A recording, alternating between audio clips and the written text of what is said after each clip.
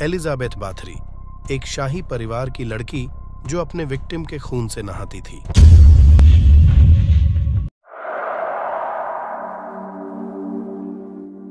Elizabeth Bathory का जन्म 1560 में एक शाही परिवार में हुआ था। उसके परिवार के सभी सदस्य बड़े पदों पर तैनात थे। कोई राजकुमार था तो कोई राजकुमारी की उपाधि लिए हुए था। इसके अलावा उसके कुछ रिश्तेदार सनकी भी थे, जैसे कि उसके अंकल जो कि शैतान की पूजा किया करते थे, और उसका एक निर्दयी शराबी भाई। वो बहुत ही होनहार लड़की थी। उसे गणित, साइंस और कला जैसे विषयों में अच्छा खासा नॉलेज था और उसे 4 भाषाओं में महारत भी हासिल थी। खूबसूरत होने के साथ ही वो बहुत ही गुस्से वाली थी। उसे बहुत ही जल्दी गुस्सा आ जाता था। कुछ लोगों का यह मानना था कि उसे एपिलेप्सी नाम की बीमारी थी। जब वह सिर्फ 11 साल की थी तब उसकी एंगेजमेंट फिरिंज डस्टी नाम के 26 साल के आदमी के साथ हो गई। वो भी शाही परिवार से ताल्लुक रखता था। 1 साल बाद वो अपने होने वाले हस्बैंड के साथ उसके महल में चली गई।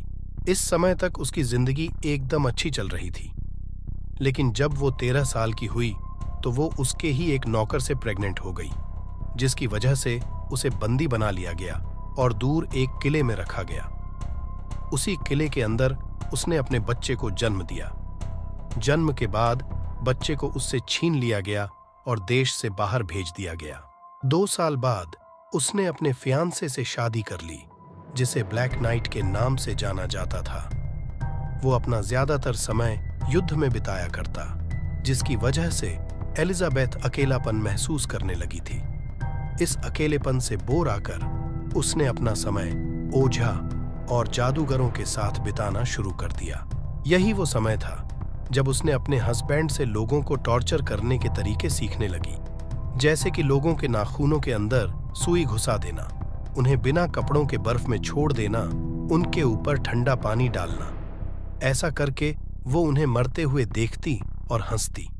चूंकि वो अपने हस्बैंड से कभी कभार ही मिलती थी, जिसकी वजह से उसे बच्चा होने में 10 साल लग गए और अगले कुछ सालों में 3 बच्चे और भी हुए। एलिजाबेथ एक अच्छी मां और पत्नी का फर्ज निभा रही थी, लेकिन 1604 में उसके हस्बैंड के मरने के बाद उसकी जिंदगी पूरी तरह से चेंज हो गई। उस पॉइंट से उसका आतंक शुरू हो गया और उसके अंदर एक राक्षस ने जन्म ले लिया। उसने अपनी सास को महल से निकाल दिया और कुछ रिश्तेदारों को भी, जिनसे वो नफरत करती थी। उसके बाद उसने उन सभी नौकरों को भी तहखाने में बंद करवा दिया जो उसकी सास के वफादार थे। एलिजाबेथ ने 4 नौकरों की जुबान कटवा दी जो कि ज्यादा बोला करते थे, और बाकियों को जिंदा जला देने का हुक्म दिया। एक नौकर को तो उसने धधकती हुई ग्रिल पर घंटों बैठने की सजा दी, जिससे उसकी मौत हो गई।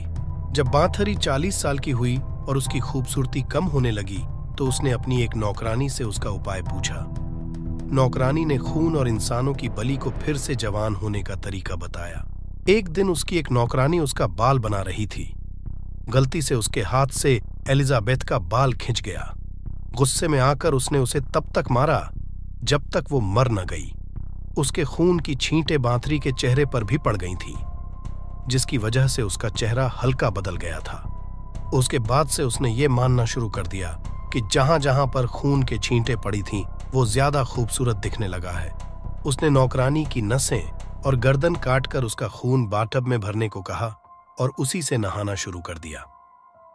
अब उसके लिए ये करना आम बात हो गई थी। एलिजाबेथ खुद तो उतना मजबूत थी नहीं, इसलिए उसने कुछ नौकरों को लड़कियों को किडनैप करने के लिए रखा। उसकी शिकार हुई ज्यादातर लड़कियां खूबसूरत, जवान और अमीर फैमिली की होती।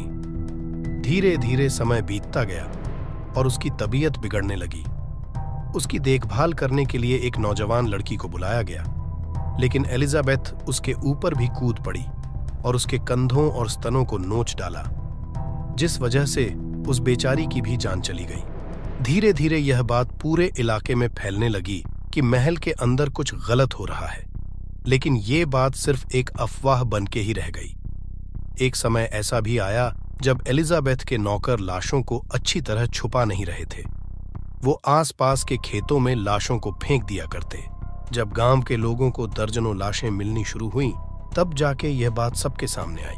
दिसंबर 1610 में थिरसा नाम की एक महिला अपने पति के साथ महल में आई। जैसे ही उसने महल में कदम रखा, वो वहां का नजारा देखकर दंग रह गई। एक नौकरानी जिसकी हड्डियां टूटी हुई थीं, दर्द से तड़प रही थी। एक की जान निकल गई थी और वो अपने ही खून में लथपथ पड़ी हुई थी। तीसरी नौकरानी के पूरे शरीर को छलनी किया गया था, लेकिन वो अभी भी जिंदा थी और दर्द से कराह रही थी। उन्हें वहां पर दर्जनों लड़कियों को मारने के सबूत मिले। एलिजाबेथ को रंगे हाथों पकड़ लिया गया था। उसे गिरफ्तार करके जेल में बंद कर दिया गया। कुछ लोगों का मानना है कि उसके कजिन ने राजा से समझौता कर लिया ताकि उनके परिवार पे कोई कलंक न लगे। उसे एक अंधेरी कोठरी में रखा गया।